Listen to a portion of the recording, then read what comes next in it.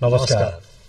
नेपाल टेलिभिजनको यो समाचारमा यहाँलाई स्वागत गर्दछु। म हुँ बद्रिकाजी गुरुङ, साथमा छु म सुरेन्द्र पौडेल। समाचार सुरु गरौं प्रमुख समाचारबाट। मिटर ब्याज सहकारी लघु वित्त पीड़ितका समस्या समाधानमा सरकार गम्भीर रहेको प्रधानमन्त्रीको भनाई। कानून निर्माण गरेर समाधानको पहल भइरहेको उल्लेख। संसद भवनमा हुलदंगा गरेका लघु वित्त पीड़ितलाई बिना शर्त रिहाई गर्न एमालेको माग। मिटर ब्याज समस्याको दीर्घकालीन समाधान खोज्ने प्रयास भइरहेको गृहमन्त्रीको भनाई। राष्ट्रिय सभाको भावी अध्यक्षका लागि दलहरूबीच आफ्नै दावी। गठबन्धन आबद्ध दलहरूको बेग्ला बेग्लै उम्मेद्वार सहमतिका आधारमा दलहरूले उम्मेद्वार तय गर्ने कांग्रेसको भनाई। बैंकहरूद्वारा कमसल धितोमा कर्जा प्रवाह गर्ने क्रम बढ्यो। ऋण असुली गर्न नसकेका 36वटा बैंक तथा वित्तीय संस्थाका 440वटा मुद्दा विचाराधीन। रूसी विपक्षी नेता एलेक्सी नाभाल्नीको अन्त्येष्टिको दिन तय। नाभाल्नीको अन्तिम संस्कार शुक्रबार मस्कोको एक चर्चमा गरिने र आफ्नै मैदानमा भइरहेको त्रिकोणात्मक अन्तर्राष्ट्रिय T20 श्रृंखलामा नेपालको लगातार पराजय। नेदरल्याण्ड्स विरूद्ध आजको खेलमा 2 रनले हार्यो नेपाल।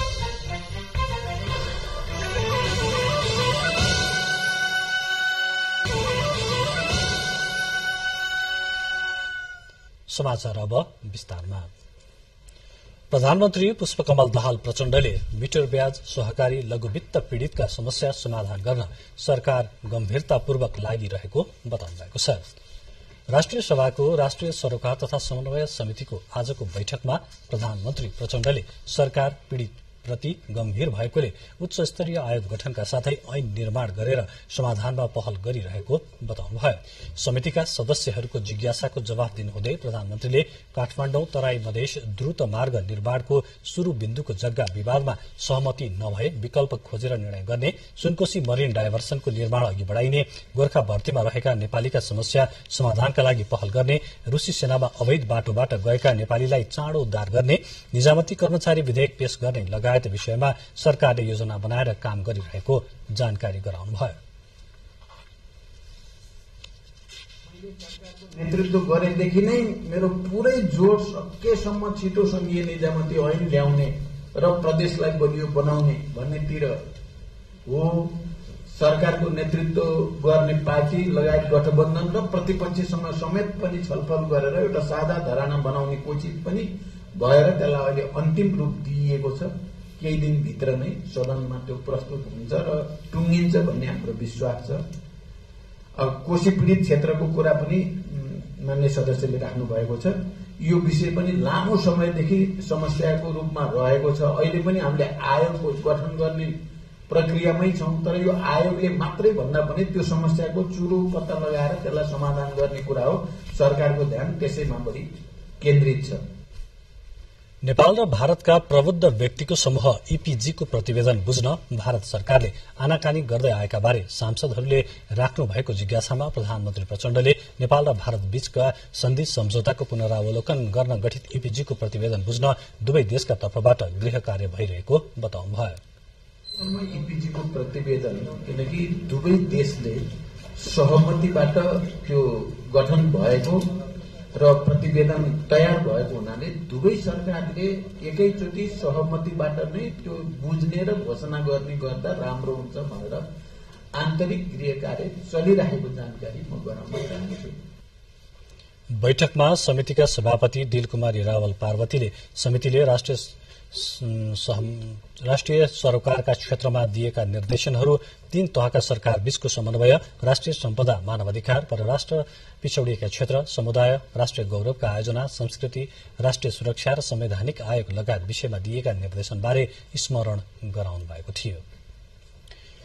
नेकपा एमालेले संघीय संसद भवन परिसरमा हुलदंगासहित नाराबाजी गरेका लघु वित्त पीड़ितहरूलाई बिना शर्त रिहाईको माग गरेको छ।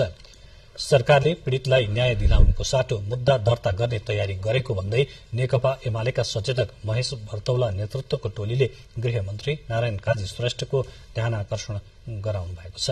पीड़ितलाई भित्र प्रवेश गर्न दिइनु गृह प्रशासन र सुरक्षा संयन्त्रको कमजोरी भएको बताउँदै सचेतक बर्तौलाले उल्टै पीड़ितमाथि मुद्दा लगाउने निर्णय सरकारले फिर्ता लिनुपर्ने बताउनु भयो। साथै संसद भवन र सिंहदरबार वरिपरिका पेटीमा लगाइएको निषेधित क्षेत्र हटाउन पनि गृहमन्त्रीको ध्यान आकर्षण गराइएको सचेतक बर्तौलाले जानकारी दिनुभयो।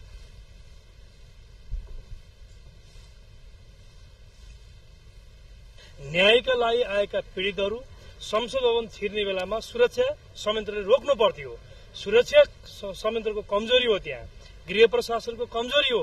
त्यसकारणले कमजोरी गर्ने गृह प्रशासन अनि फेरि मुद्दा खेप्न पर्ने पीड़ितहरू यो हुन सक्दैन भनेर हामीले आजै गृहमन्त्रीज्यूलाई ध्यानाकर्षण गरायौं। अविलम्ब उहाँहरूलाई मानवीय व्यवहार सहित बिना शर्त तत्काल चाहिँ उहाँहरूलाई रिहाई गरियोस् र मुद्दा लगाउने निर्णय फिर्ता गरियोस् र त्यहाँ दोषी देखेका कोही सुरक्षा संयन्त्र भने त्यहाँ कारवाही गरियोस्।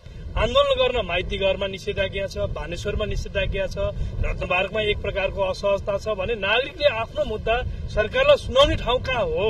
सबै ठाउँमा यसरी तारबार लगाएर डोरी घेरा लगाउने कुरा न्यायचित छैन। राज्यले आफ्नो सुरक्षा संयन्त्र बलियो बनाओस् भन्यौं। एमाले लघुवित्त तथा मिटर ब्याज सम्बन्धी समस्या तत्काल समाधान गर्न पनि माग गरेको छ। जवाफमा गृहमन्त्री श्रेष्ठले संसद भवन परिसरबाट पक्राउ परेका 49 जना सबैलाई बिना शर्त रिहाई गर्ने, मिटर ब्याज पीड़ितको समस्या दीर्घकालीन रूपमै समाधान गर्ने तयारी भइरहेको बताउनु भएको सचेतक बर्तौलाले जानकारी दिनुभयो। राष्ट्रिय सभाका अध्यक्षको कार्यकाल यही फागुन 20 गते सकिँदैछ। अध्यक्षको कार्यकाल सकिने मिति नजिकै गर्दा अबको अध्यक्ष कुन पार्टीको र को हुने भन्ने विषय यति बेला चर्चाको विषय बनिरहेको छ। राष्ट्रिय सभामा ठूलो दल नेकपा माओवादी केन्द्र र मुलुकको ठूलो दल नेपाली कांग्रेसले अध्यक्षमा आफ्नो दावी प्रस्तुत गरेका छन्। राष्ट्रिय सभाका अध्यक्ष को बन्ने भन्ने विषय यसबेला चर्चाको शिखरमा छ। आफ्नो 6 वर्षे कार्यकाल पूरा गरी राष्ट्रिय सभाका अध्यक्ष गणेश प्रसाद तिमिल सिन्हा फागुन 20 गते बाहिरिँदै हुनुहुन्छ। त्यसअघि नै दलहरू राष्ट्रिय सभाको अध्यक्ष कुन दलबाट कसलाई बनाउने भन्ने विषयमा छलफल गरिरहेका छन्। सत्ता गठबन्धनमा रहेका दलहरूले आफ्नै दलले अध्यक्ष पाउनुपर्ने दावी गरिरहेका छन्। राष्ट्रिय सभामा सबैभन्दा ठूलो दल माओवादी केन्द्रको बुधबार बसेको स्थायी समितिको बैठकले त आउँदो निर्वाचनमा एक्लै प्रतिस्पर्धा गर्ने निर्णय गरेको छ।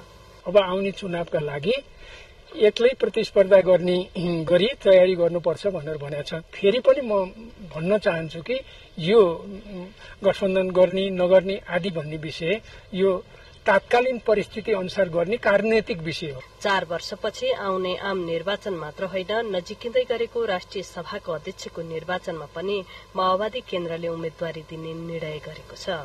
कोशी प्रदेशको राष्ट्रिय सभाको निर्वाचनबाट देखिएको असन्तुष्टि बुधबारको माओवादी स्थायी समितिको बैठकबाट बाहिर आएको हो। अन्य दलहरूले निर्णय गरि नसकेको भए पनि नेपाली कांग्रेस, एकीकृत समाजवादी लगायतले समेत दावी प्रस्तुत गरिरहेका छन्। सत्ता गठबन्धनमा रहेका दलहरूले सहमतिका आधारमा राष्ट्रिय सभा अध्यक्ष चयन गर्ने यसअघि अनौपचारिक सहमति गरेका थिए। नेपाली कांग्रेसले भने अहिले दलहरूले आफ्ना उम्मेद्वार अघि सारे पनि सहमतिका आधारमा गठबन्धनमा रहेका दलहरूले उम्मेद्वार तय गर्ने जनाएको छ। राष्ट्रिय सभामा हाम्रो उम्मेद्वार पनि प्रस्तुत गर्छौं। एकीकृत माओवादीले पनि उम्मेद्वार प्रस्तुत गर्ने कुरा सुनेको छु। अरू दलहरूले पनि उम्मेद्वार प्रस्तुत गर्नु भइसकेपछि कुनै पनि एउटा उम्मेद्वार एक्लैले जित्ने अवस्था नभइसकेपछि स्वाभाविक हिसाबले गठबन्धनमा भएका उम्मेद्वारहरूको बीचमा सहमति खोजेर एउटा उम्मेद्वार कायम गर्ने सिलसिलामा कांग्रेसको उम्मेद्वारका नाममा सहमति जुट्छ र नेताहरूले जुटाउनुहुन्छ भन्ने नेपाली कांग्रेस विशेषता छ। जम्मा 59 सदस्य राष्ट्रिय सभामा फागुन 20 गतेदेखि 20 जना सदस्यहरू बाहिरिँदैछन्। त्यस्तै 7 प्रदेशबाट 19 जना सदस्यहरू निर्वाचित भएर राष्ट्रिय सभामा जाने तयारी अवस्थामा बसेका छन्। नेपाली कांग्रेसबाट 10, माओवादी केन्द्रबाट 5, एकीकृत समाजवादीका 2, जसपाका 1, नेकपा एमालेका 1 जना नयाँ सदस्य निर्वाचित भएका छन्। पुराना 20 जना बाहिरिएपछि बन्ने राष्ट्रिय सभाको संरचनामा नेकपा माओवादी केन्द्र 17 सदस्य सहित सबैभन्दा ठूलो पार्टी बन्दैछ। त्यसपछि नेपाली कांग्रेसका 16, नेकपा एमालेका 10, एकीकृत समाजवादीका 8, जसपाका 3, लोसपाका 1, राष्ट्रिय जनमोर्चाका 1 जना सदस्य रहेका छन्। राष्ट्रिय सभाका अध्यक्षसँगै 2 जना समितिका सभापति नयाँ चयन गर्नुपर्नेछ। क्यामेरामा शिव पंगेनीका साथ सलोजा दाहाल, काठमाडौँ। अर्थमन्त्री डाक्टर प्रकाश रण महतले उद्योग व्यवसायीलाई ढुक्क भएर लगानी गर्न आग्रह गर्नुभएको छ। उद्योग वाणिज्य संघ नवलपरासीले सदरमुकाम परासीमा आयोजना गरेको औद्योगिक व्यापार मेला 2080 को उद्घाटन गर्दै मन्त्री डाक्टर महतले राजस्व संकलन तथा बाह्य पर्यटकको संख्या बढ़ेको र मूल्यवृद्धि घट्दो अवस्थामा रहेकाले नेपालमा लगानी मैत्री वातावरण बन्दै गएको बताउनुभयो। अहिले देशको अर्थतन्त्रमा सुधार आएको पनि मन्त्री महतले त्यस वखत बताउनुभयो। जसले ऋण ल्या विभिन्न संस्थाबाट ब्याङ्कबाट कि उहाँलाई गर्न सक्ने भनेको ब्याज दरमा राहत, तिर्ने समय केही हामीले परिवर्तन गर्यौं, केही समय दियौं, त्यो राहत। तर तिर्दै तिर्दिन, लिएर तिर्दै तिर्दिन भन्ने हुन्छ। लिन त ल्याउन्, केही राहत पो हुन्छ, तिर्दै तिर्दिन भन्ने हुँदैन। अर्थमन्त्री महतले आजै पालीनन्दन गाउँपालिका 1 स्थित महेशपुर भन्सारको पनि निरीक्षण गर्नुभयो। मेला फागुन 30 गतेसम्म सञ्चालन हुनेछ। समाचारको क्रम जारी नै रहनेछ। बाँकी समाचार अघि छोटो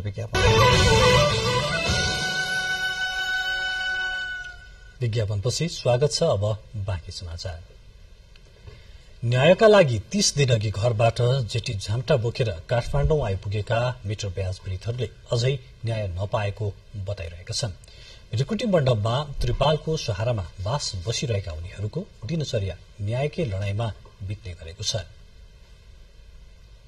मध्य काठमाडौँमा रहेको यो भ्रिकुटी मण्डपको यो अवस्थाले यहाँ आश्रय लिइरहेका मिटर ब्याज पीड़ितको अवस्थाको प्रतिनिधित्व गरेको छ। न्यायको अन्तिम लड़ाई लड्न भन्दै घरबाट हिँडेका पीड़ितहरूको समूह 30औं दिन बित्दा यही आश्रय लिइरहेका छन्। साहुसँग लिएको ऋण तिर्न आफ्नो गाँस र बास बन्दकी राखेका पीड़ितहरू त्यही बन्दकी फुकुवाको पहल र न्यायका लागि काठमाडौँ त आए, तर अझै पनि सरकारले यो विषयमा ठोस समाधानको बाटो निकाल्न सकेको छैन। सरकारले यसअघि उच्च स्तरीय आयोग गठन गरेपछि खुशी भएका मिटर ब्याज पीड़ितहरूले त्यसबाट आफ्नो समस्याको समाधान हुन नसकेको बताइरहेका छन्। यसबीचमा सरकारले मिटर ब्याज पीड़ितहरूसँग पटक पटक वार्ता पनि गरेको छ, तर वार्ताले निष्कर्ष दिन सकेको छैन। तेस्रो दिनको चाहिँ वार्ता बस्यो अनि हाम्रो समस्याप्रति चाहिँ सरकारले चाहिँ गम्भीरता लिएको छ, तर समस्यालाई चाहिँ कसरी समाधान गर्ने र कहिले गर्ने त्यस्तो सकारात्मक आएन। अनि विगतमा जुन आयोग सरकारले गठन गर्यो त्यसले चाहिँ पूर्ण अधिकार पनि दिन सकेन।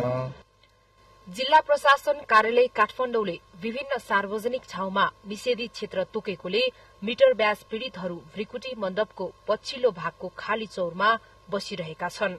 खाना बस्नको कुनै टुङ्गो नभएका उनीहरू सरकारले सकारात्मक निर्णय गर्ला र घर फर्कौला भन्ने पर्खाइमा छन्। बसला त बहुत गाह्रो छ, कखनो सरकार निर्णय द देते घर जेबै। पानी के दुख है, टॉयलेट के दुख छ, नहाय के दुख।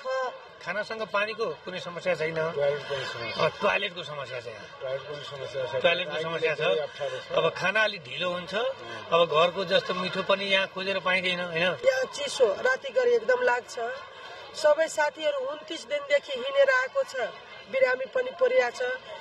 2-3 दिन त हामी टंकीको पानी खायो, खाने पानी होइन। लेट्रिन बाथरूम नै छ एहि ठाउँमा, बुझिए न। झाडा झपटा फिरे के बड़ दिक्कत होइ है। सुत्ने रातमा त जार भने ओर्ना नै छ सर। हामीले यहाँ बस्न पनि समस्या छ, टोयलेटको पनि समस्या छ, खाना पनि भनेको बेला टाइममा छैन।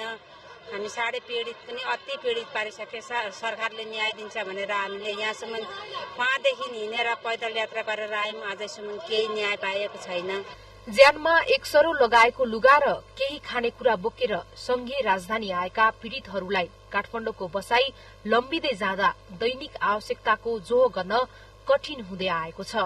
यो खानपिनको लागि र मान्छेहरू कति मान्छे बिरामी परेको छ त्यसको औषधि किनिदिने रासन पानी प्रत्येक जिल्लाबाट हामीले चन्दा उठाएर ल्याइरहेछौँ, पीडितैबाट ल्याइरहेछौँ र यो खानेपानीको व्यवस्था पनि हामीहरू आफ्नो पीडितहरू पैसा उठाएर तरकारी ल्याउने, यो पानी ल्याउने अनि यो व्यवस्थाको जति पनि पिरमाणकाहरू मान्छेले सताइरहेछ दबाई किनेर दबाई पनि खुवाइदिने यो सबै हामीहरू आफै गरिरहेछौँ।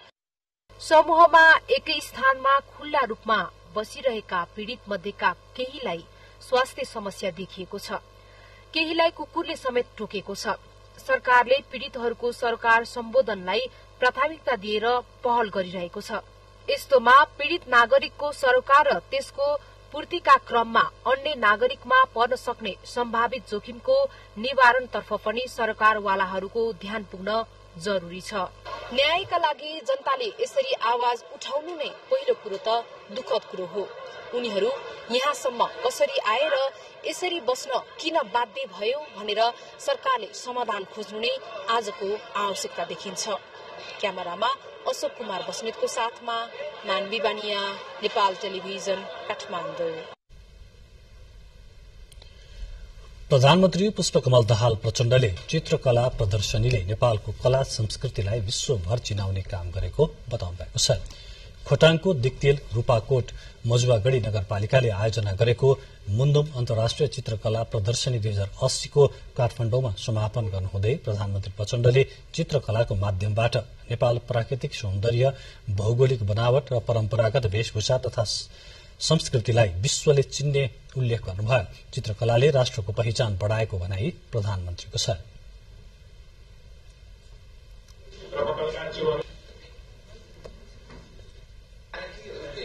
त्यसलाई एउटा ठोस आकार दिएर चाहिँ जब चित्रकलामा त्यसलाई रूपान्तरण गरिन्छ त्यसले दिने सन्देश चाहिँ धेरै नै शक्तिशाली हुन्छ भन्ने मैले महसुस गर्दछु। यस अर्थमा तपाईँ सबै चित्रकारी गर्ने वरिष्ठ कलाकारहरू तपाईँहरूको योगदान राष्ट्रलाई पहिचान गराउनेमा पनि राष्ट्रको प्रतिष्ठा बढाउनेमा पनि निकै ठूलो छ। 12 दिनसम्म आयोजना गरिएको चित्रकला प्रदर्शनीमा विभिन्न कला संस्कृति झल्किने 52वटा मुलुकका 212वटा चित्रहरू प्रदर्शनीमा राखिएका थिए। नेकपा एमालेका अध्यक्ष केपी शर्मा ओलीले मुलुकको राष्ट्रियता र अर्थतन्त्रप्रति सरकार गम्भीर नभएको बताउनु भएको छ। विराटनगरमा संचारकर्मीहरूसँग कुरा गर्नुहुँदै अध्यक्ष ओलीले नेपाली कांग्रेसप्रति लक्षित गर्दै सत्तामा पुग्ने र टिकाउने खेलमा पार्टीहरू केन्द्रित भएकोले मुलुकमा निराशा र अराजकता बढ़ेको आरोप लगाउनुभयो। अध्यक्ष ओलीले नेकपा एमाले अर्को आम निर्वाचनको तयारीमा लागेकोले सरकार परिवर्तनको खेलमा नलागेको पनि बताउनुभयो। फरक प्रसंगमा अध्यक्ष ओलीले सुशासन दिएको दावी गर्ने सरकारले आफैले बनाएको आयोगले दोषी देखाएका मन्त्रीले राजीनामा दिएर नैतिकता देखाउनु पर्ने धारणा व्यक्त गर्नुभयो। उहाँले सत्य निरूपण तथा मेलमिलाप विधेयक छिट्टो पारित गर्नुपर्ने बताउँदै पीड़ितको पक्षमा आएको विधेयकको कसैले विरोध नगर्ने बताउनुभयो। निर्णायक शक्तिको रूपमा विकास गर्नु छ, राष्ट्रियता कमजोर भयो, सुशासन र विकास कमजोर भयो, त्यसलाई सुमेल गर्नु छ। जनतामा निराशा फैलायो, काम राम्रो हुन नसक्दा निराशा फैलाउने हो। सक्छ संविधान संशोधन, तर हामीसँग त्यो स्ट्रेन्थ पुग्दैन जेमा संविधान संशोधन गर्नुपर्ने हो। त्यसकारण हामी अहिले संविधान संशोधनको पनि चर्चा गर्दैछौँ।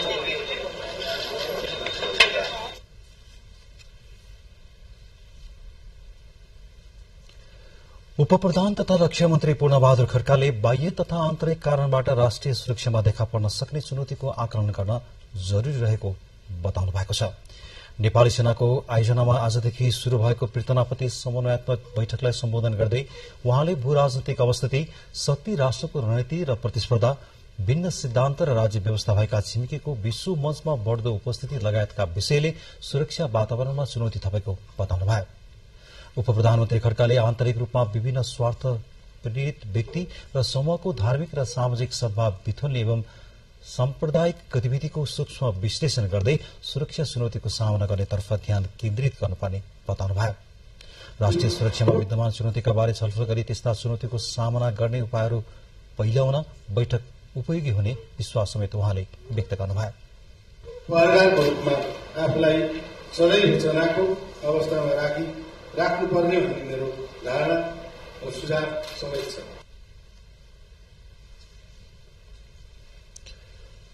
उपप्रधान एवं गृहमन्त्री नारायण काजी श्रेष्ठ र नेपालका लागि लेबनानका राजदूत भेरोनिक लोरेन्जोबीच गृह मन्त्रालयमा शिष्टाचार भेटवार्ता भएको छ।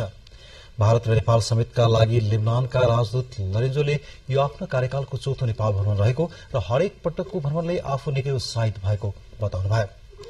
नेपाल र लेबनान बीच सन् 1963 मा दौत्य सम्बन्ध कायम रहेको र हालसम्म यो सुमधुर रहेकोमा उहाँले खुशी व्यक्त गर्नुभयो। विभिन्न अन्तर्राष्ट्रिय मामिलामा नेपाल र लेबनान एकै स्थानमा उभिएको दृष्टान्त समेत उहाँले प्रस्तुत गर्नुभयो।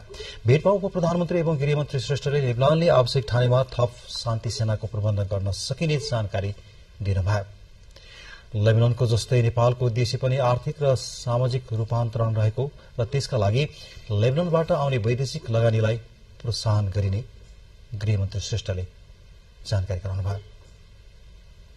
समाचारमा फेरि पालो भएको छ छोटो विज्ञापनको।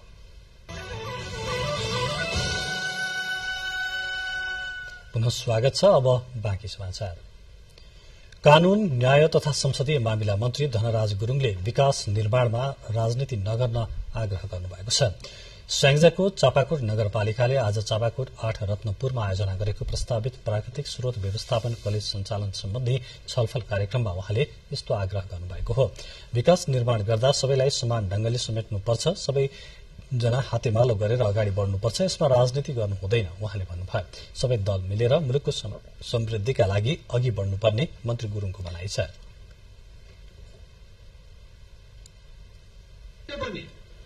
राजनीतिकरण गर्नुहुन्न, राजनीतिक खेल खेल्न हुन्न। चापाकोटको कलेजको स्थापनाको सन्दर्भमा पनि जो कसैले पनि राजनीतिकरण र राजनीतिक खेल खेल्न पाइँदैन, हुँदैन। यो चाहिँ हरेक राजनीतिक दलका साथीले बुझ्न आवश्यक छ।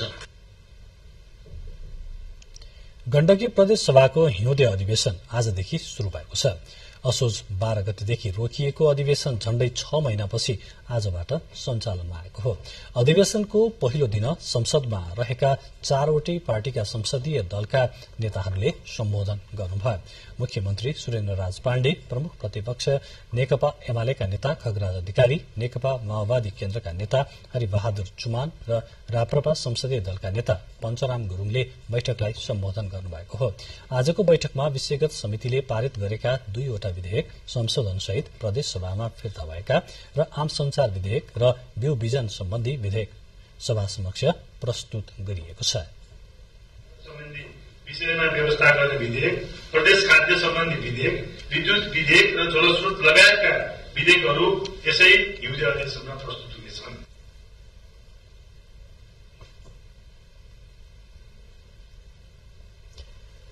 प्रधान न्यायाधीश विश्वम्भर प्रसाद श्रेष्ठले न्यायपालिका अहिले स्वाभाविक लय र गतिमा हिँड्न थालेको बताउनु भएको छ।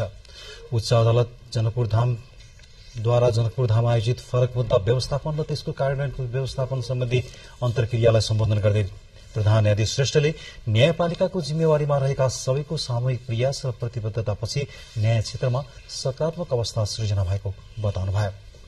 उहाँले न्यायपालिकाप्रतिको अपेक्षा अनुसार स्वच्छ, निष्पक्ष, छिटो छरितो, गुणस्तरीय एवं प्रभावकारी न्याय सम्पादनमा सबै पक्ष गम्भीर हुनुपर्नेमा जोड़ दिनुभयो।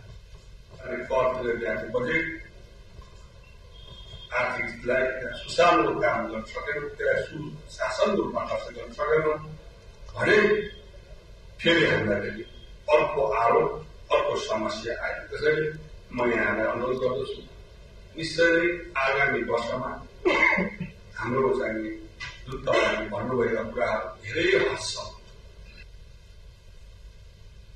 अब काभ्रेको प्रसंग। काठमाडौँ विश्वविद्यालय र रेलकाई एईको मासुनागा आँखा अस्पताल बीच शिक्षा र स्वास्थ्य क्षेत्रमा सहकार्य गर्ने सम्बन्धी सम्झौता भएको छ। काठमाडौँ विश्वविद्यालय स्कुल अफ मेडिकल साइन्सेसका डीन प्राध्यापक डाक्टर मनोज हुमागाई र अस्पतालका तर्फबाट अध्यक्ष मधु आचार्यले सम्झौता पत्रमा हस्ताक्षर गर्नुभयो। सम्झौता पत्रमा काठमाडौँ विश्वविद्यालय धुरीखेल काभ्रेमा विभिन्न विषयहरूमा उच्च शिक्षा र अनुसन्धान गर्ने विषयहरू उल्लेख गरिएको छ। सम्झौता कार्यक्रममा काठमाडौँ विश्वविद्यालयका उपकुलपति प्राध्यापक डाक्टर भोला थापाले विश्वविद्यालयले गुणस्तरीय शिक्षासँगै व्यावहारिक ज्ञान र प्रविधि तथा अनुसन्धानमा समेत ध्यान दिएको जानकारी दिनुभयो। रसुवामा एक दशक अघि सञ्चालित उच्च पहाड़ कृषि व्यवसाय तथा जीविकोपार्जन सुधार आयोजनाले गरेको लगानी खेर गएको छ। कृषकले 50% देखि 80% अनुदान लिएर सञ्चालन गरेका कृषि फार्महरू अहिले बन्द हुन थालेको छ। जीविकोपार्जन सुधार आयोजनाले गरेको 80% लगानी खेर गएको छ। जिल्लामा वर्षेनी 100 जनालाई रोजगारी सिर्जना गर्ने गरी कृषि, पशुपालन र जडीबुटी खेतीमा करोडौं लगानी गरेको हो। कृषकले 50% देखि 80% सम्म अनुदान लिएर सञ्चालन गरेका कृषि फर्महरू अहिले बन्द भएका छन्। नेपालका उच्च हिमाली क्षेत्रमा कृषि तथा पशुपालनका लागि अरबौं रुपियाँ खर्चेर शुरू भएको हिमाली आयोजनाले न त रोजगारी नै सिर्जना गर्न सक्यो, न त व्यवसायलाई व्यावसायिकतातिर उन्मुख गर्न सक्यो। जिल्लाको गोसाईकुण्ड गाउँपालिका 5 भार्खुमा रहेको हिमाली रेनबो ट्राउट माछा र कहीँ कतै बाख्रा पालन बाहेक सबै कृषि तथा पशुपालन र जडीबुटी खेती जिल्लामा आयोजना समाप्तपछि बन्द भइसकेको छ। नेपाल सरकार र एसियाली विकास बैंकको सम्झौता भएपछि विक्रम सम्वत 2068 साल असोज 15 गतेबाट नेपालका उच्च पहाड़ी जिल्लाहरूमा बाली, पशुपालन र जडीबुटी उत्पादनको सम्भाव्यतालाई मध्यनजर गर्दै नेपाल सरकार कृषि विकास मन्त्रालय पशु सेवा विभाग अन्तर्गत एसियाली विकास बैंकको सहयोगमा उच्च पहाड़ कृषि व्यवसाय तथा जीविकोपार्जन सुधार आयोजना सञ्चालनमा ल्याइएको थियो। आयोजनामा संलग्न किसानलाई आफ्नो लगानीमा वार्षिक न्यूनतम 15% प्रतिफल प्राप्त गर्न सक्ने गरी व्यवसाय गराउने लक्ष्य राखेको थियो। आयोजना सञ्चालनमा ल्याउनु पूर्व वार्षिक 2 करोड़ अमेरिकी डलर बराबर कृषि उत्पादन वृद्धि गर्ने लक्ष्य समेत राखेको थियो। साथै आयोजनाले 10 जिल्लाका 7500 स्थानीयलाई रोजगारीको सिर्जना गर्ने लक्ष्य राखेको थियो। आयोजनाले संखुवासभा, सोलुखुम्बु, दोलखा, रसुवा, मनाङ, मुस्ताङ, डोल्पा, मुगु, जुम्ला र हुम्ला गरी 10 जिल्लामा कार्यक्रम सञ्चालन गरेको थियो। आयोजनाले पशुपन्छी पालनमा याक चौरी उत्पादन, बाख्रा पालन, च्याङ्ग्रा पालन, भेडा पालन, ऊन प्रशोधन, दूध उत्पादन, बंगुर पालन, घाँसको बिउ उत्पादन, ग्रामीण कुखुरा पालन कार्यक्रम समावेश गरेको थियो। योजना सञ्चालन अवधिभर मात्र सरकारी अनुदान रकम लिए व्यवसाय सञ्चालन गर्न पल्केकाहरूबाट व्यवसाय सञ्चालनमा आएकाले आयोजनाको अधिकांश रकम खर्च भए तापनि काम प्रभावकारी बन्न भने सकेन। सुशील कोइराला, नेपाल टेलिभिजन, बागमती प्रदेश, रसुवा। समाचारको क्रम जारी नै रहनेछ। त्यसअघि प्रमुख समाचार फेरि एकपटक।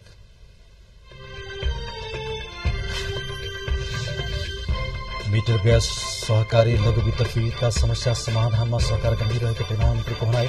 कानून निर्माण गरेर समाधानको पहल भइरहेको उल्लेख। संसद भवनमा हुल्लङ्घा गरेका लघु वित्त पीड़ितलाई बिना शर्त रिहाई गर्न एमालेको माग। मिटर ब्याज समस्याको दीर्घकालीन समाधान खोज्ने प्रयास भइरहेको विधिमन्त्रीको भनाई। राष्ट्रिय सभाको भावी अध्यक्षका लागि उम्मेद्वारहरूबीच आफ्नै दाबी। गठबन्धन आबद्ध दलहरूको बेग्ला बेग्लै उम्मेद्वार, सहमतिका आधारमा दलहरूले उम्मेद्वार तय गर्ने कांग्रेसको भनाई। बैंकहरूद्वारा कमसल धितोमा कर्जा प्रवाह गर्ने क्रम बढ्यो। ऋण असुली गर्न नसकेका 36वटा बैंक तथा वित्तीय संस्थाका 440वटा मुद्दा विचाराधीन।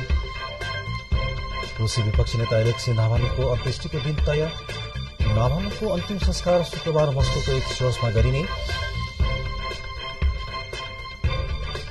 र आफ्नै मैदानमा भइरहेको त्रिकोणात्मक अन्तर्राष्ट्रिय T20 श्रृंखलामा नेपालको लगातार पराजय। नेदरल्याण्ड्स विरुद्ध आजको खेलमा 2 रनले नेपाल पराजित।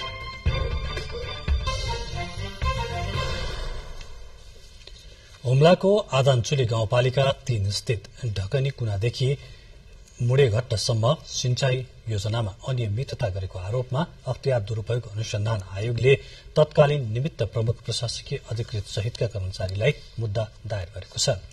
तत्कालीन निमित्त प्रमुख प्रशासकीय अधिकृत तिल प्रसाद पाण्डे, इन्जिनियर मकर दोसाई, सब इन्जिनियर जयराम छन्त्याल, योजना महाशाखामा समेत कार्यरत खानेपानी तथा सरसफाई टेक्निशियन मंगल भण्डारी, तत्कालीन लेखापाल दीपक नेपाली समेतलाई 42,29,000 रुपैयाँ बराबरको भ्रष्टाचार गरेको आरोपमा आयोगले मुद्दा दायर गरेको हो। उनीहरूले सिंचाई निर्माण सम्झौतामा निर्धारित शर्त र मापदण्ड विपरीत निर्माण कार्य गराई झुट्टा बिल बनाएर कामभन्दा बढ़ी रकम भुक्तान गरेको आयोगले आरोप लगाएको छ। सिन्धुलीको दुम्जामा रहेको श्री आदिलिङ्ग कुशेश्वर महादेव पौराणिक महत्वको भए पनि उचित संरक्षणको अभावमा छ। हिमवत खण्डमा समेत विस्तृत व्याख्या गरिएको कुशेश्वर जिम्मेवार निकायको व्यवस्थाले ओझेलमा परेपछि मन्दिर संरक्षण र प्रचार प्रसारका लागि धार्मिक अनुष्ठान सहितको अभियान शुरू गरिएको छ। प्रसिद्ध धार्मिक तीर्थस्थल कुशेश्वर महादेवको प्रचार प्रसारका लागि विद्वान विदुषीबाट दैनिक प्रवचन तथा धार्मिक गोष्ठी र छलफल आयोजना गरिएको छ।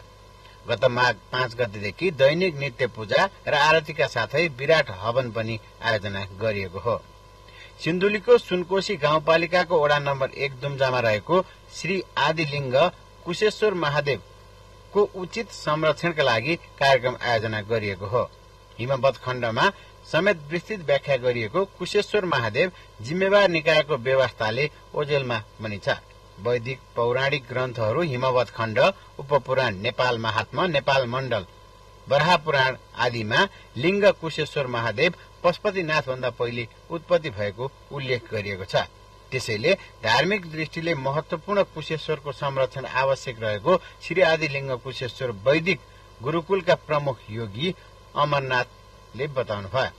महादेवको कृपा अनुसार, महादेवको आज्ञा अनुसार श्री ब्रह्माजीले, सत्यनाथ ब्रह्माजीले चाहिँ सृष्टिको लागि, मानव सृष्टि र कल्याणको निमित्त मानव प्राणीको हेतुमा, मानव सजीव प्राणीको हेतुता कल्याणताको लागि उहाँले चाहिँ सृष्टिमा चाहिँ यो चाहिँ मानव सृष्टिको लागि प्रकट गर्न यो चाहिँ आदिलिङ्गको तपस्या हजार वर्ष तपस्या गरेर श्री ब्रह्मको प्रथम यो चाहिँ तपस्थली आदिलिङ्ग कुशेश्वर महादेव हो।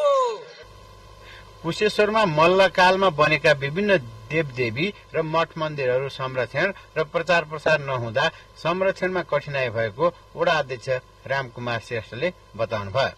सामाजिक काम, यस्तो धार्मिक काममा हामीले आफ्नो क्षेत्रबाट जति सकिन्छ त्यति योगदान पुर्याउनु नै पर्छ। अनि वास्तवमा त्यसपछि मात्रै हामी सच्चा नेपाल आमाको छोरा हुनलाई योग्य हुन्छ।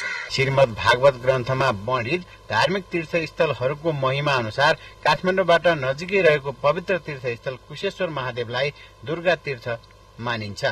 श्री मार्कण्डेयनाथ तीर्थमा महर्षि विश्वामित्र र नेमुनि ऋषि जस्ता विद्वान ऋषिमुनिहरूको तपस्या स्थलका रूपमा समेत रहेको कुशेश्वरमा शुम्भ र निशुम्भ जस्ता दैत्यहरूको वध गरेको किम्वदन्ती रहेको छ। त्यसैले पौराणिक महत्वको प्रसिद्ध तीर्थस्थल कुशेश्वर महादेवको धार्मिक सांस्कृतिक सम्पदाको संरक्षणमा सम्बन्धित निकायको ध्यान जान जरुरी देखिन्छ। भूगर्भविद टोनी हेगनले सन् 1950मा खिच्नुभएका नेपालका विभिन्न स्थानका फोटोहरू प्रदर्शनीमा राखिएको छ। टोनी हेगनले पश्चिम नेपालका विभिन्न स्थानमा खिच्नुभएका 32वटा फोटाहरू नेपाल सम्पदा संघले प्रदर्शनीमा राखेको हो। प्रदर्शनी आगामी शनिबारसम्म रहने संघले जनाएको छ। हेगनले पश्चिम नेपालका कर्णालीका विभिन्न जिल्लाको स्थानीय रहनसहन, संस्कृति, परम्परा, रीतिरिवाज तथा अवस्थालाई फोटोहरूमा चित्रण गर्नुभएको छ। अपाङ्गता भएका व्यक्तिहरूको हक हितका लागि कानूनी र नीतिगत सुधारको आवश्यक रहेको सरकारवालाहरूले बताएका छन्। आज राष्ट्रिय महिला आयोगले आयोजना गरेको अपाङ्गता भएका महिलाहरूको अधिकार र संरक्षणका विषयमा आयोजना गरेको अन्तर्क्रिया कार्यक्रममा सहभागीहरूले कानून र नीतिगत सुधार नभएसम्म अपाङ्गता भएको व्यक्तिको अधिकार सुनिश्चित नहुने धारणा राख्नु भएको हो। यसैगरी अपाङ्गता भएका व्यक्तिहरूमा महिला र बालबालिकाहरू समाजबाट बढी असुरक्षित हुने भएकाले त्यसतर्फ सबैको ध्यान जानुपर्नेमा उहाँहरूले जोड़ दिनुभयो। राज्यका हरेक तह र तबकामा रहेका विद्यालय, अस्पताल, न्यायालय, सार्वजनिक कार्यालय तथा शौचालयहरू अपाङ्ग मैत्री नहुँदा अपाङ्गता भएका व्यक्तिहरूले अनेक कठिनाईको सामना गर्नु परिरहेको गुनासो पनि उहाँहरूले त्यसवखत राख्नुभयो। अब अन्तर्राष्ट्रिय प्रसंग। आर्कटिक जेलमा गत हप्ता मृत्यु भएका रूसी विपक्षी नेता एलेक्सी नाभाल्नीको अन्त्येष्टि शुक्रबार मस्कोको एक चर्चमा गरिने भएको छ। राजनैतिक सहयोगीहरूले निकालेको एक सन्देशमा नाभाल्नीको अन्त्येष्टि बोरिसोभ कब्रिस्तानमा गरिने उल्लेख गरिएको छ। नाभाल्नीको शवको अन्त्येष्टि गर्नका लागि चर्च पाउन मुस्किल भएको र धेरै स्थानमा इन्कार समेत गरिएको सन्देशमा भनिएको छ। नाभाल्नीको मृत्यु भएको एक साताभन्दा बढ़ी समयपछि अधिकारीहरूले गत शनिबार उहाँको शव उहाँकी आमालाई सुम्पेका थिए। रूसी राष्ट्रपति भ्लादिमिर पुटिनका सबैभन्दा कट्टर आलोचक नाभाल्नीको गत फेब्रुअरी 16 मा उत्तरी साइबेरियाको सबैभन्दा कठिन कारागारमा निधन भएको थियो। आर्थिक समाचार, खेलकुद सम्बन्धी प्रसंग र मौसम सम्बन्धी समाचार बाँकी नै छन्। त्यसअघि छोटो विश्राम।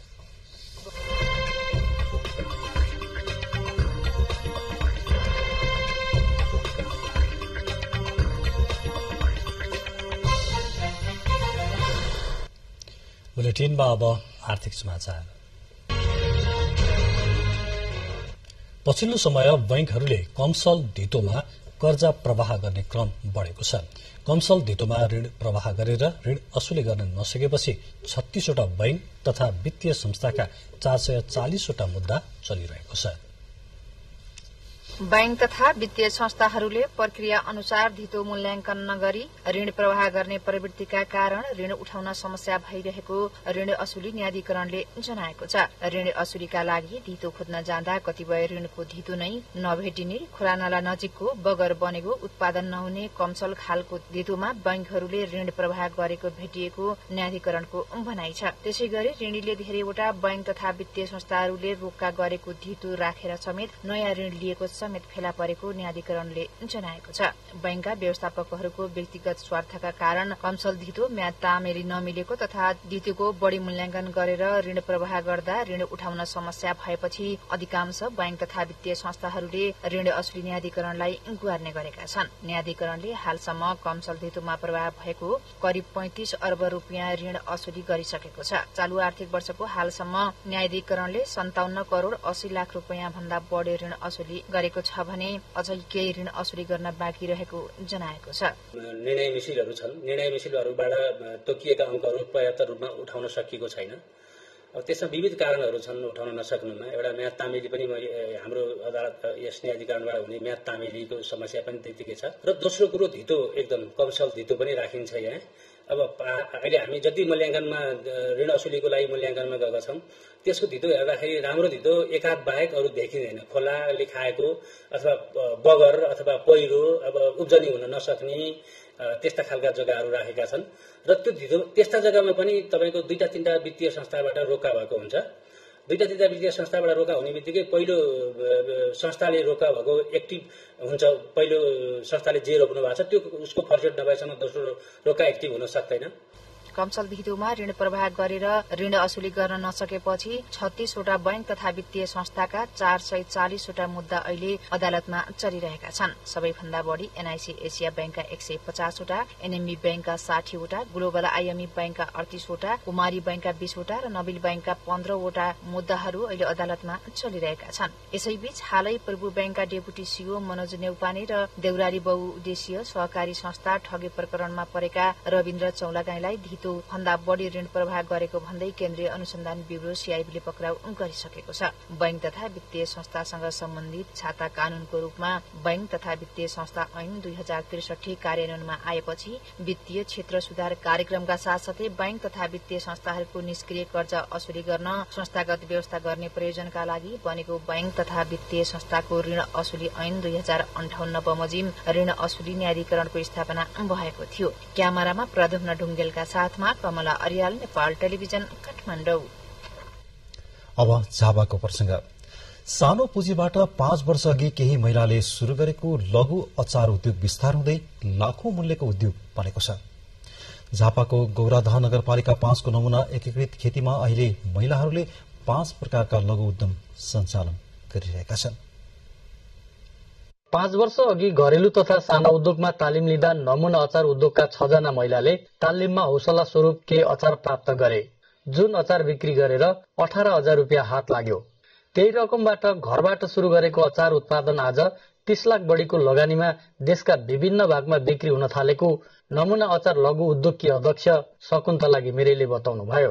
हामीले सुरुमा 18,000बाट सुरु गरेकोलाई पुँजीलाई अहिले हामीले यसलाई हेर्दाखेरि 30-35 लाखको जति भइसकेको छ। नेपालको एकमात्र कृषि पर्यटकीय क्षेत्र गौरादह नगरपालिका वडा नम्बर 5 को नमुना एकीकृत खेतीमा महिलाहरूले 5 प्रकारका लघु उद्यम सञ्चालन गर्न थालेका छन्। कृषि क्षेत्रमा उद्योग सञ्चालनले रोजगारी सिर्जना गरेपछि स्थानीय महिलाहरूलाई समेत आर्थिक उपार्जनमा टेवा पुगेको छ। अनि यहाँ हुन्छ पनि हामी 30-35 जना जति हुन्छौँ कहिलेकाहीँ त, अनि मजाले चलिरहेको छ घर व्यापार। घरको सानो कोठाबाट सुरु गरेको अचार उत्पादन अहिले आफैले गुणस्तर मापनदेखि ल्याब परीक्षण समेत गर्न थालेका छन्। स्विस सरकार अन्तर्गत सञ्चालित सहज नामको संस्थाबाट एसओपी अर्थात् कसरी स्वच्छ र स्वस्थकर बनाउने भन्ने मापदण्ड समेत पूरा गरेर अचार बनाइने गरिएको उद्योगकी सहजकर्ता अनिमा भण्डारीले बताउनुभयो। उहाँहरूले चाहिँ अचार कसरी बनाउने, अचारलाई कसरी राम्रो स्वास्थ्यवर्धक बनाउने भनेर ल्याब टेस्ट पनि गर्नुहुन्छ अनि एसओपी को मापदण्ड अनुसार उहाँहरूले अचार बनाउनुहुन्छ। देशमा केही अवसर छैन भन्नेहरूका लागि महिलाले घरको कामकाज भ्याएर थालेका लघु उद्यमले गर्नेका लागि गाउँघरमै बसेर पनि आर्थिक उपार्जन गर्न सकिन्छ भन्ने उदाहरण देखाएको छ। स्वदेशमै गर्नेका लागि सरकारले समेत बजारीकरणमा सहयोग गरे विदेशबाट आयात हुने खाद्य सामग्री घटाउन सकिने उद्यमी महिलाहरूको भनाइ छ। डिकेश लामा, नेपाल टेलिभिजन, झापा।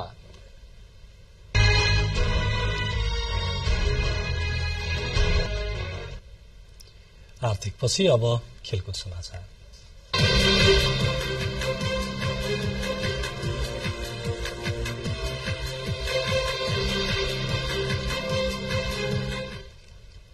त्रिकोणात्मक अन्तर्राष्ट्रिय T20 क्रिकेट श्रृंखला अन्तर्गत आज भएको खेलमा नेपाल नेदरल्याण्डसँग 2 रनले पराजित भएको छ।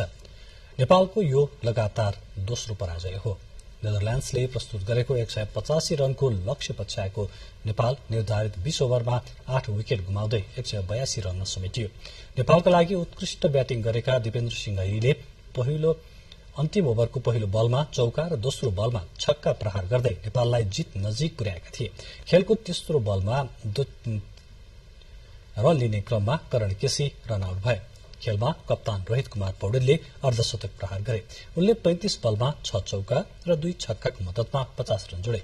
आसिफ शेखले 23 बलमा 4 चौका र 1 छक्काको मद्दतमा 34 रन बनाए। कुशल मल्ल र करण केसीले समान 11-11 रन जोडे भने सन्दीप जोराले 8 रन बनाउन सफल भए।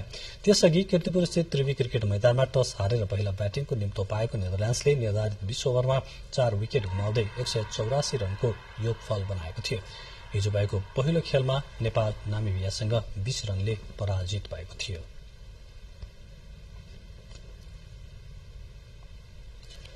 नेपाल साउदी अरेबियामा जारी वाफ वुमन्स च्याम्पियनशीपको फाइनलमा प्रवेश गरेको छ।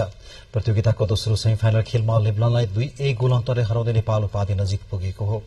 नेपालको पहिलो हाफमा 1-0ले पछि परेको नेपाल दोस्रो हाफमा शानदार पुनरागमन गर्यो।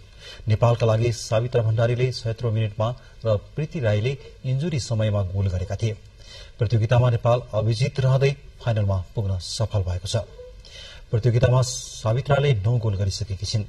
उनले सिरिया विरूद्ध 1 गोल गरेकी थिइन् भने इराक विरूद्ध 5 र प्यालेस्टाइन विरूद्ध 2 गोल गरेकी छिन्। पहिलो पटक वाफ च्याम्पियनशीप खेलिरहेको नेपालले अब उपाधिका लागि साबिक विजेता जोर्डनसँग भोलि प्रतिस्पर्धा गर्नेछ।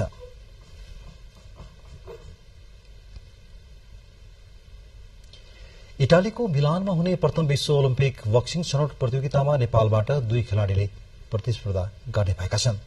पेरिस ओलम्पिक छनौटको आधार रहेको उक्त प्रतियोगितामा पुरूष 51 किलो तौल समूहमा चन्द्रबहादुर थापा र महिला 54 किलोतर्फ अञ्जली तेलीले नेपालबाट प्रतिस्पर्धा गर्नेछन्। अञ्जली आइबा महिला विश्व बक्सिङ च्याम्पियनशीपमा क्वार्टर फाइनलमा पुगेर नेपाली बक्सिङमा इतिहास रचेकी खेलाड़ी हुन्। त्यस्तै इटली जाने टोलीको व्यवस्थापकमा नेपाल बक्सिङ महासंघका महासचिव मनबहादुर भण्डारी तथा प्रशिक्षकमा प्रचण्ड शर्मा रहेका छन्। आगामी मार्च 3 देखि 11 तारिकसम्म हुने उक्त प्रतियोगिताका लागि 4 सदस्यीय नेपाली टोली भोलि इटली प्रस्थान गर्नेछ।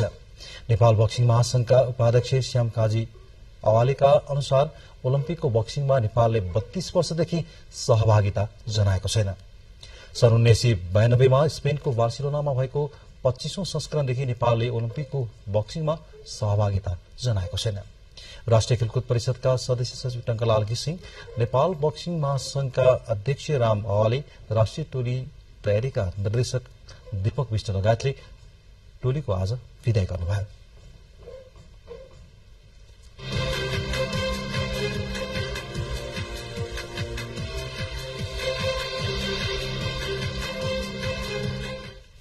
खेलकुद समाचारपछि अब मौसम सम्बन्धी जानकारी छ। देशका पहाड़ी भूभागमा आज राति आंशिक बदली रही उच्च तथा हिमाली भेगका 1-2 स्थानमा हल्का हिमपातको सम्भावना रहेको तथा बाँकी भूभागमा मौसम मुख्यतया सफा रहने मौसम पूर्वानुमान महाशाखाले जनाएको छ। अब मौसम सम्बन्धी थप विवरण।